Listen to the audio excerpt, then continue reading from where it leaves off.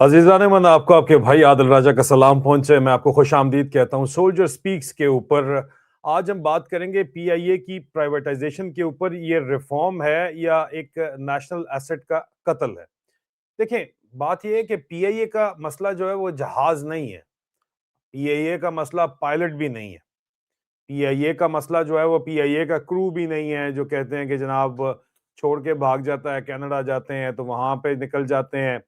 ज्यादातर कनाडा में जो फ्लाइट्स जाती हैं उनमें से कोई ना कोई क्रू मेंबर जो है वो वहां पे असाइलम ले लेता है या चला जाता है, लेकिन वो भी मसला नहीं है। पूरे पाकिस्तान में जिसको भी मौका मिलता है वो बेचारा यही करता है इस वक्त। पीआईए का मसला जो है वो सिस्टम है, और जब सिस्टम खराब हो तो प्राइवेटाइजेशन जो होता है वो इलाज भी हो सकता है या लूट का लीगल तरीका भी।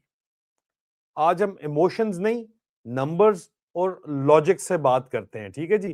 पीआईए को प्राइवेटाइज क्यों किया जा रहा है? सबसे पहले तो जो ऑफिशियल स्टोरी है उसके ऊपर देख लेते हैं। ऑफिशियल स्टोरी ये है कि गवर्नमेंट ये कहती है कि पीआईए एक लॉस मेकिंग जो है वो इदारा है। मेरे ख्याल में ये तो सच है।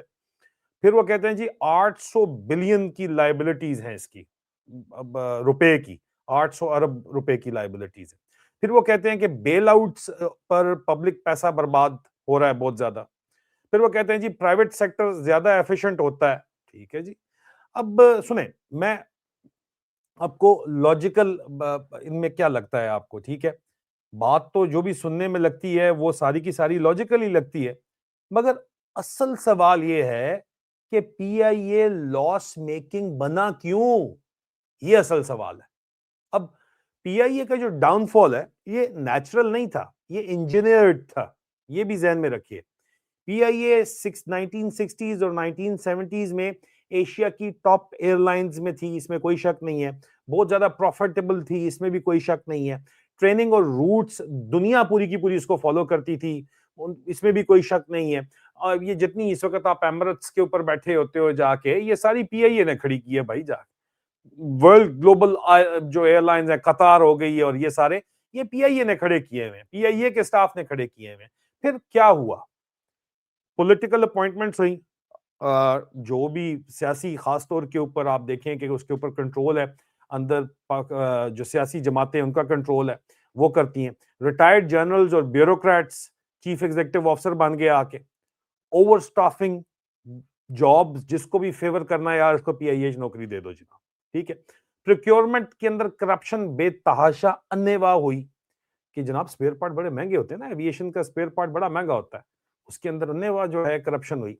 रूट्स का जो है वो रूट का राइट्स जो इनको मिले हुए थे उसको मिसयूज किया गया, और governance as a whole collapse कर गई। यानी पीआईए को मारा गया और फिर कहा गया ये मर चुकी है। सीधी सी बात है। प्राइवेटाइजेशन का सबसे जो बड़ा झूठ है वो झूठ ये है कि प्राइवेटाइजेशन से जादुई तौर के ऊपर पीआईए में एफिशिएंसी आ जाएगी। सच ये है कि अगर गवर्नेंस ठीक ना हुई, अगर मोनोपोली मौजूद है जो वही रही इसके ऊपर, और अगर रेगुलेशन वीक हो, तो प्राइवेटाइजेशन का मतलब होता है पब्लिक मोनोपोली प्राइवेट मोनोपोली बन जाती है। बस इस वक्त पब्लिक को जवाब देना होता है, अब फिर पब्लिक को कोई जवाब नहीं देना होगा, लेकिन मोनोपोली उसी तरह चलेगी। और प्राइवेट मोनोपोली अवाम को और महंगा पड़ता है, टिकट की प्राइसेस और स्काईरॉकेट कर जाएंगी। पहले इतनी मुश्किल है, प्राइसेस मजीद ऊपर चली जाएंगी। अब दूसरा जो पीआईए के असासे हैं उनकी जब स्ट्रिपिंग स्ट्रिपिंग की जाती है, उसका जो खतरा है उसके ऊपर बात करते हैं कि पीआईए के पास क्या क्या है। ये देखिए, प्राइम रियल एस्टेट पीआईए के पास न्यूयॉर्क के अंदर है जनाब, पेरिस के अंदर है, लंदन के अंदर है, कराची के अंदर है। इंटरनेशनल रूट्स की भी बड़ी वैल्यू होती है। जो आपको लोकल रूट्स बसों और ट्रकों के जिस तरह होते हैं ना, तो आप सोचे वो हवाई जहाज का रूट है, उसकी भी बहुत बड़ी वैल्यू होती है। ठीक है। और लैंडिंग स्लॉट्स जो अलॉट हुई होती हैं वो गोल्ड डस्ट है, असल तो पैसा उधर है। और ब्रांड वैल्यू पीआईए की अभी भी एग्जिस्ट करती है, क्योंकि लेगेसी है उसकी ब्रांड की, वो एग्जिस्ट करती है। क्रिटिक्स का सबसे बड़ा कंसर्न ये है कि पीआईए को ऑपरेटिंग एयरलाइन के लिए नहीं, एसेट्स निकालने के लिए खरीदा जा रहा है कि जनाब एसेट्स खरीदो यहां से, जो है उनके आपको पता ही है। और फिर उसके बाद रूट्स बेच दिए जाएंगे, लोग कहते हैं। बिल्डिंग्स इनकी जो है वो मोनेटाइज हो जाएंगी, और एयरलाइन को श्रिंक कर दिया जाएगा, बिल्कुल छोटा सा बना दिया जाएगा और आवाम से कहा जाएगा देखा प्राइवेटाइजेशन सक्सेसफुल हो गई है। अंदाजा करें आप। अब जो एम्प्लॉइज हैं पीआईए के, उनका मसला क्या है, रिफॉर्म या कुर्बानी? गवर्नमेंट ये कहती है जनाब कि ओवरस्टाफ्ड एयरलाइन है और डाउन साइजिंग बहुत ज्यादा जरूरी है। ये बात आधी सच है, आधी सही है, लेकिन पूरी नहीं। सवाल यह है कि जिन लोगों ने पीआईए को बर्बाद किया, क्या उनसे पैसा रिकवर किया गया? क्या उनकी अकाउंटेबिलिटी हुई है? क्या उनका एहतसाब हुआ है? या सिर्फ ग्राउंड स्टाफ, इंजीनियर्स और केबिन क्रू को निकाला जा रहा है? अकाउंटेबिलिटी बिना ले ऑफ्स इनजस्टिस है, नाइंसाफी है। एहतसाब के बगैर आप अगर ये काम करेंगे और जिन्होंने पैसा लूटा है उनसे नहीं निकलवाएंगे तो ये नाइंसाफी है। फिर इसका एक स्ट्रैटेजिक एंगल भी है बड़े लेवल के ऊपर, क्योंकि एक नेशनल कैरियर है ना जी पीआईए। पीआईए स्टाफ एयरलाइन नहीं है। हज और उमरा के जो ऑपरेशंस हैं वो भी पीआईए करता है। इमरजेंसी एवैक्यूएशंस अगर होती हैं तो वो पीआईए करता है। डिप्लोमेसी के लिए भी और स्टेट प्रेजेंस भी पीआईए, क्योंकि आपका नेशनल फ्लैग कैरियर है ना जी, झंडा लगाता है। नेशनल सिक्योरिटी कॉन्टिजेंसीज के अंदर भी पीआईए काम करता है।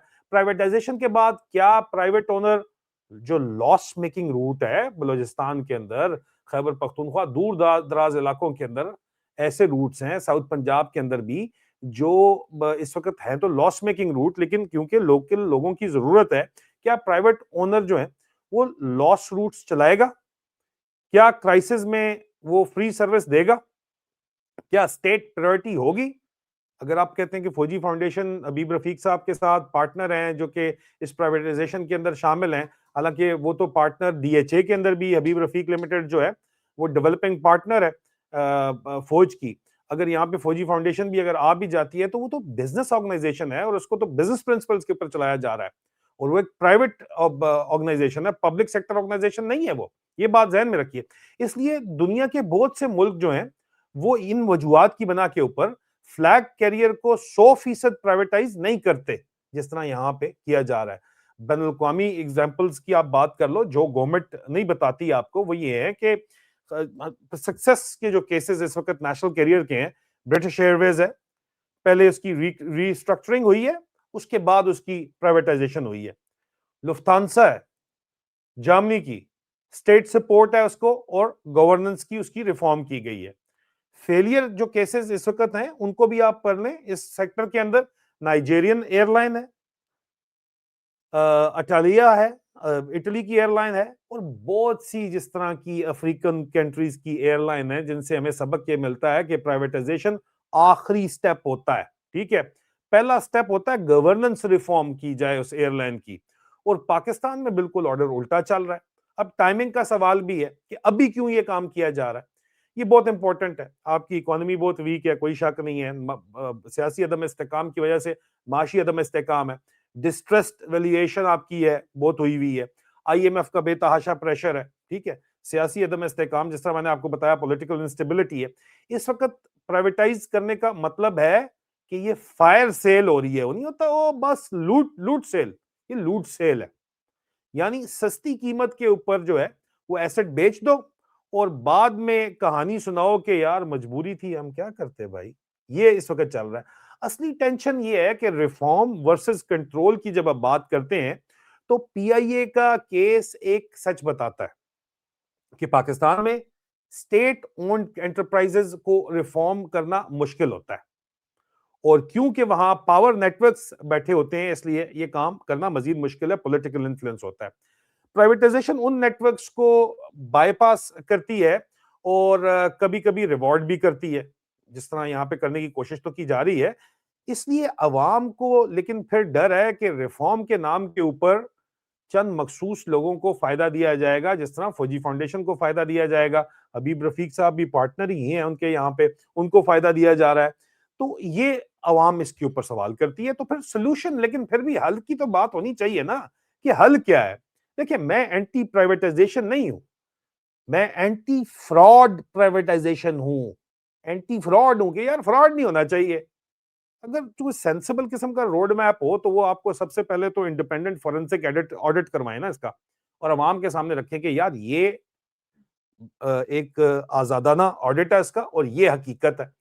उसके बाद क्रिमिनल अकाउंटेबिलिटी करें ना नैब की, जनरल अजीज भट्ट साहब जो आपने बिठाए हुए हैं, और ऑर्डर करें ना जनाब आर्मी चीफ आसिम मुनीर साहब, ऑर्डर करें ना कि यार जिन लोगों ने यहाँ पे लूटा है इनको, उनके से प्रिक्योरमेंट के अंदर और अपॉइंटमेंट्स के अंदर उनका एहसाब करो, केसेस करो, उनसे पैसे निकालो, रिकवर करवाओ, नैब लॉ मौजूद है, करो ना उसको, क्या चीज रोकती है आपको? बाकी दुनिया को जो आपने डंडा दिया हुआ है, तो ये काम को भी, चंगा काम भी करवा लेना, आपको आवाम को भी रिलीफ प्रोवाइड करें ना, नजर आए कि कोई कारकर्दगी है आपकी। फिर प्रोफेशनल बोर्ड्स जो हैं आपके वो होने चाहिए, उनमें जर्नल्स नहीं होने चाहिए, उनमें एयर वाइस मार्शल नहीं होने चाहिए, उनमें ब्यूरोक्रेट्स नहीं होने चाहिए, उसमें एविएशन इंडस्ट्री के प्रोफेशनल होने चाहिए जो कि मौजूद है पाकिस्तान के अंदर, जिन्होंने दुनिया की गल्फ की एयरलाइंस बनाई है। पार्शियल प्राइवेटाइजेशन होनी चाहिए, स्ट्रेटेजिक पार्टनर गवर्नमेंट को नेशनल कैरियर का रहना चाहिए, स्ट्रॉन्ग रेगुलेटर की मौजूदगी बहुत ज्यादा जरूरी है, और अवामी ओवरसाइट की मौजूदगी भी बहुत ज्यादा जरूरी है। और इन चीजों के बगैर, इन 5 चीजें मैंने आपको बताई हैं, इन 5 चीजों के बगैर ये पॉलिसी नहीं, प्लंडर होता है। प्लंडर होगा, पॉलिसी नहीं होगा, प्लंडर होगा। फाइनल वर्डिक्ट इसके ऊपर बड़ा क्लियर है कि पीआईए का मसला ये नहीं है कि ये सरकारी एयरलाइन है। पीएए का मसला ये है कि जनाब स्टेट ने इसे कैश काउ समझा हुआ था, गौ माता समझा हुआ था, ठीक है, जॉब्स का अड्डा बनाया हुआ है।